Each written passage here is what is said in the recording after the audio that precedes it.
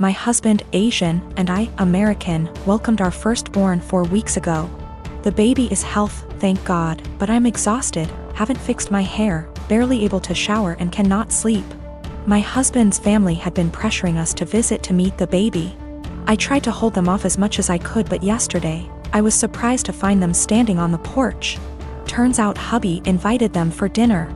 I was embarrassed and felt like I wasn't ready for visitors, judgmental ones at that, cause the house was a mess, y'all. Anyways, my husband sat with them while I fed my son. Then later I asked my husband if we should order takeout for dinner. He said no, because his parents would find this rude and unwelcoming. He suggested that I go inside the kitchen and prepare something, anything long as it's homemade. I said fine, then went and made some mac and cheese. The reason I prepared this meal is because of how easy it is. Once I served the family, my husband's mom looked at me and was appalled. I noticed something was wrong. She asked if I really found it appropriate to serve her and the family mac and cheese. I asked why not, and she went on a rant about how disrespectful this was and that I clearly have no experience in what is right and wrong when it comes to hosting. I said, excuse me? Who said I signed up to host an expected visit from them? And she took it as in I didn't want them there. Her husband said they were just there to finally see the baby that I kept them from seeing for an entire month. That's a whole month of his life they missed out on. We had an argument and they decided to go home. My husband said that deciding to serve his family mac and cheese was more offensive than serving them nothing at all. I told him I was too exhausted to cook their traditional feasts, that I was forced to learn from his mom. He took offense and said that I was being mean and disrespectful towards not only his family but his culture. I went inside the bedroom to stay with my son. My husband stayed on the phone with his family for an hour, then kept giving me the cold shoulder, and refused to eat what I cook in support of his family. I understand how some guests might find it offensive, especially his family, but I was just trying to make a quick homemade meal like my husband wanted.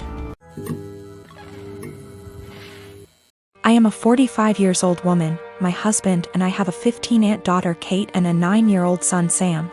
My husband has a brother and a 40-year-old sister, Eva. Eva and her husband, James, have a daughter, Allegra. She is also 15 years old. Kate and Allegra have always been compared in the family. From the time they were born, it seemed to be a competition of who would walk first, talk first, do more, achieve more. And Allegra was always first. I won't go too much into detail about Allegra because that's not really the point, but I will say she's a beautiful, intelligent, truly one-of-a-kind girl, and her parents have done a great job raising her. My in-laws fell in love with her and think she hung the moon. This bothered me and made me sad for Kate, but I let it go for the most part. There's no doubt in my mind that they love all the kids equally, but out of the 2 girls you can tell who they admire more. Every summer, the whole family visits a holiday home that Eva shares with my in-laws. Over the summer, Kate met a boy, Luke, who was also holidaying in the area. They started dating. This was Kate's first experience with boys. Allegra had friends who were nearby, so for our first few weeks we didn't see her much. About 3/4 of the way through the holiday, Kate invited the boy she'd been seeing to dinner. Allegra was told to come, and afterwards she would be going to a party. At the dinner, it was clear that Luke was very attracted to Allegra. After dinner, Luke decided he would go to the party Allegra was going to, as he had also been invited. They both asked Kate to go, but she wasn't allowed and was very upset.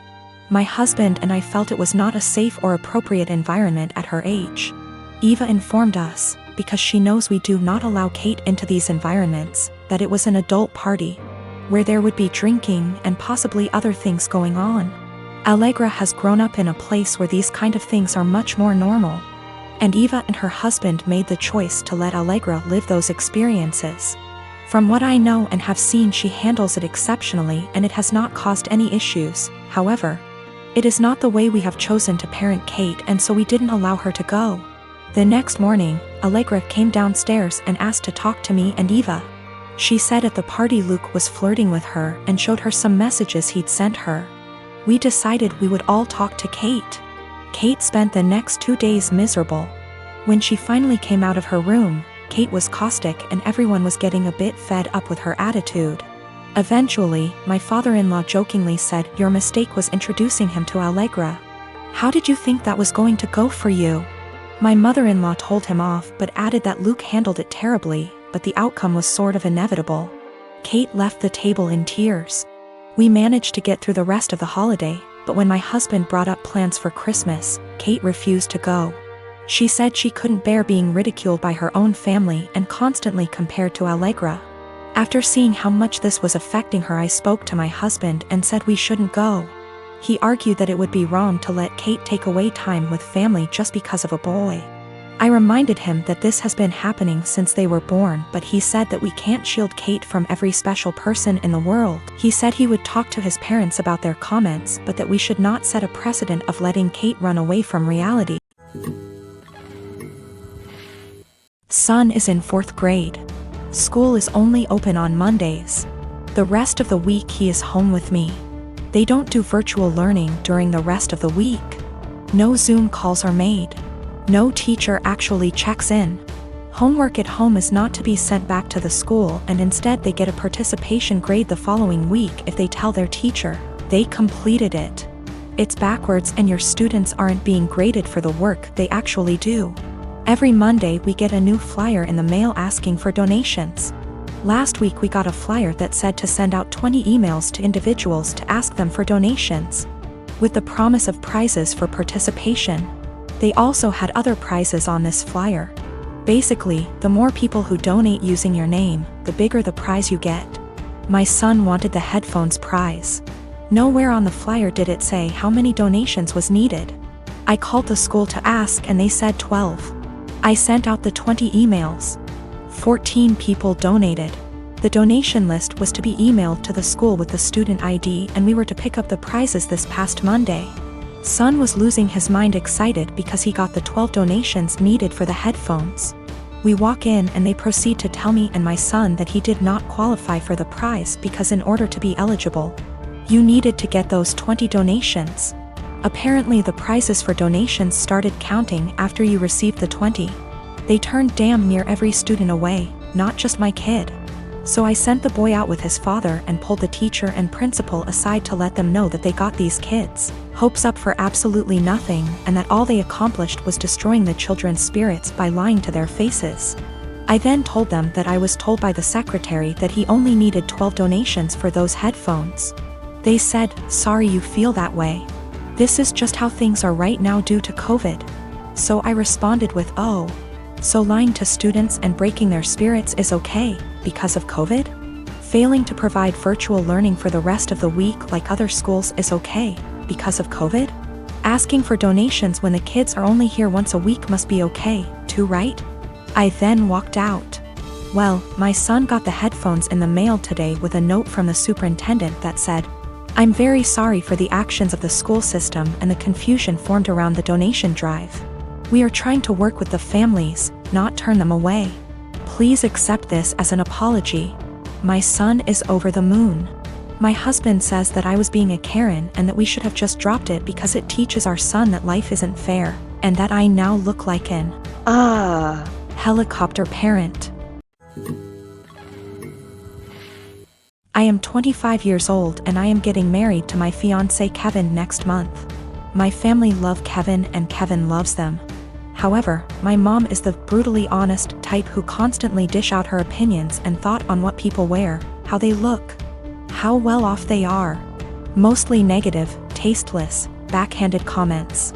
She says she can't help it and that no one should be offended when she's just being honest. When she met Kevin, she kept making comments about him, his car, his degree, etc. With time and strict conversations, I was able to get her to show some respect. But she kept annoying Kevin by constantly talking about his hairless face. His face is clean, he doesn't have a beard or mustache, which he can be very insecure about. He comes from Irish origins, so he's white, he has no facial hair, while I'm Hispanic. Mom made jokes with her husband about how unmanly it is to not be able to grow a beard or a mustache. Those comments hurt Kevin so much. I had a very stern conversation with her and she said, "Oh, I didn't realize those remarks were offending him, I was just teasing him," or, "You know me, I'm just giving my humble, honest opinion, so he shouldn't take it personal and should learn that this is how I am." She ended up sincerely apologizing to Kevin and we left it at that. As the wedding is approaching, Mom decided to give Kevin a wedding gift and also to let him know how sorry she was for her past behavior. She invited the whole family for dinner and decided it was the perfect time to hand Kevin his wedding gift. He thanked her, but she insisted that he open it right there and then and show everyone what she got him since she knew him that well already. He opened the box and found a set of shaving tools with a shaving cream. Kevin stopped for a sec and kept staring at the gift. My stepdad took it and showed everyone, then Mom and others started laughing while stepdad kept saying, "You get the joke, Kev? You get it?" And my brother running around the table laughing with everyone. Kevin got up and walked out. I was so mad I lost it on Mom asking why she did that and humiliated Kevin in front of everyone. She told me to relax, she was just messing with him, but I said she knew how he felt about this topic and demanded she apologize, but she said no since she wasn't responsible for his reaction and thought he was going to laugh along. I angrily said no apology, no wedding invitation, period, then walked out. She freaked out, tried to say we overreacted to a joke, and my brother said I was crazy to exclude Mom from my wedding over something so stupid. He said Kevin should get over it since it was a joke, but I refused to send an invitation and withheld until / unless she apologizes. They think I'm unreasonable choosing this to be my hill to die on and called me disrespectful for how I treated my mom. I'd like to point out that my brother and stepdad and uncle sometimes take part in teasing Kevin. My brother, who's 31 years old, would sometimes either brag about his goatee mustache in front of Kevin or tell an indirect silly joke about this topic which would irritate Kevin and just spoil any family gathering we have. But Mom is the one who started this whole campaign, and I've already had conversations with her about it.